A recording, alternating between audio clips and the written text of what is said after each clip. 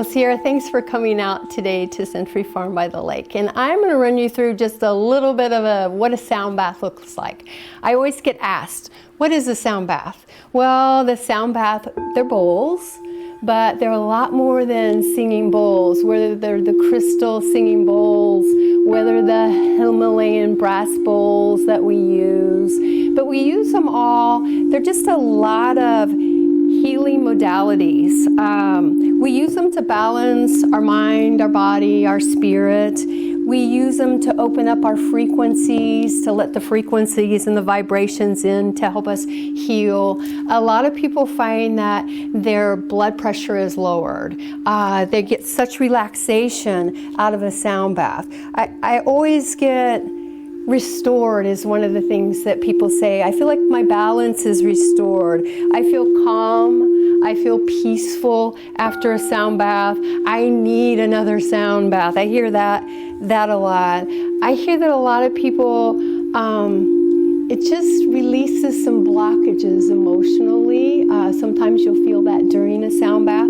But my sound baths, I incorporate a lot of different things into them. I start out usually with a little breath work, a little meditation. From that, we'll go into maybe setting intentions. We use crystals a lot, there's a couple sound bath examples set up. We might put crystals on us at our different chakras. We might hold them in our palms. And they'll get some knowledge before the class about what crystals or what vibrations and what it might help you with, what you're looking for that day. One day you may come to a sound bath and your intention that you want to set, what you want to manifest. It may be for gratitude. It may be for peace. It may be a little self-love, and sometimes it may be just a little prayer intention. But normally I'll start out, I play the bowls a lot. Everybody likes the bowls, the calming, the different frequencies of the bowls. And this is my little guy. This is Georgie. Georgie loves all the sounds and finds them very calming also. But we may start out with the thunder drum. And the thunder drum that I have here is Native American made it and painted for me. And it just gives out a really nice thunder vibration. And that's just to help open any blockages, to break up, just kind of shake us up a little bit to open us up. So we'll start out with a little thunder drum, just shaking it all up, releasing all that we want to get rid of. And then from there, I might go into the drums. It may be the ocean drum, which is very soothing and calming for a lot of people. It sounds like waves.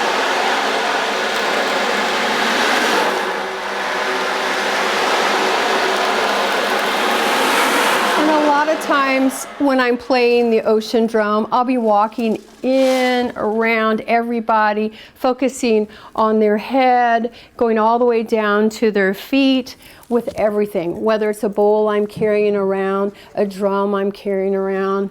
This is just a little Native American drum here.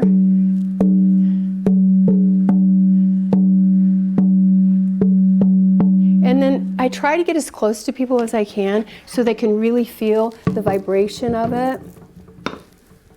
A lot of times while I'm playing the sound bowls, when we do the meditation, it may be a meditation about gratitude. It may be one about self-love. We use the rain like this. It's kind of like reminding us of purification, of renewal.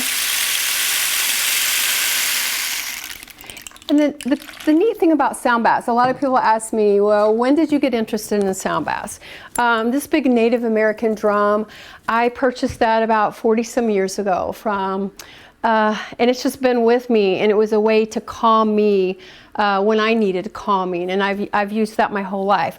My first bowl, I think I've had my first bowl about 25 years ago, and just really felt the peace and the need for it. So that's kind of how I got started with it. From there, I went on and was very interested in yoga, wanted to know more about yoga.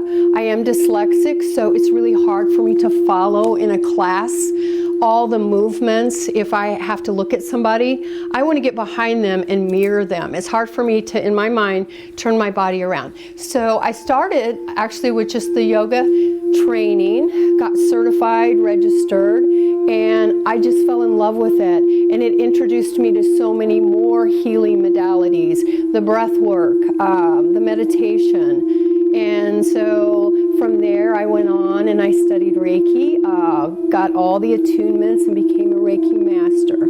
So all this has brought me full circle of when I have a class, I try to give so much to somebody, just whatever they need. I hope that they leave my class with something they need.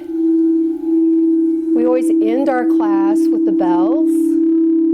And you can see I have quite an assortment of bells here. And we like to do a little thing where we have the bells and the angels. We end it to kind of also bring them back to their awareness, because they go pretty deep in a meditation state.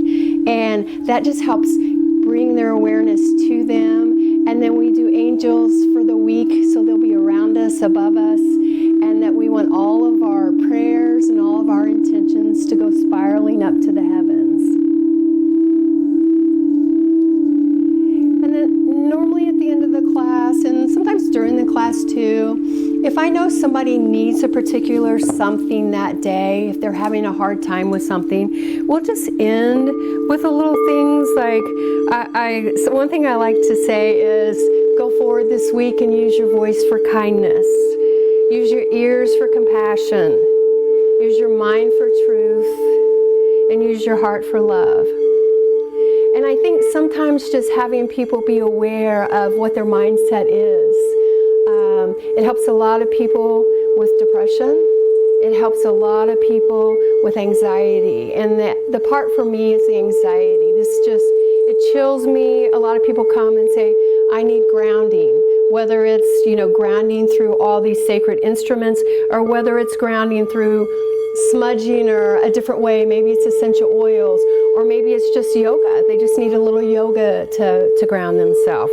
But I just try to be there to help them and hopefully have them find ways that they can use these different modalities in their life for whatever they need, and they can use them not just at the classes or the workshops that we do, or maybe they could just go at home and meditate or have breath work, or maybe they have a sound bowl at home showing them how to use the instruments.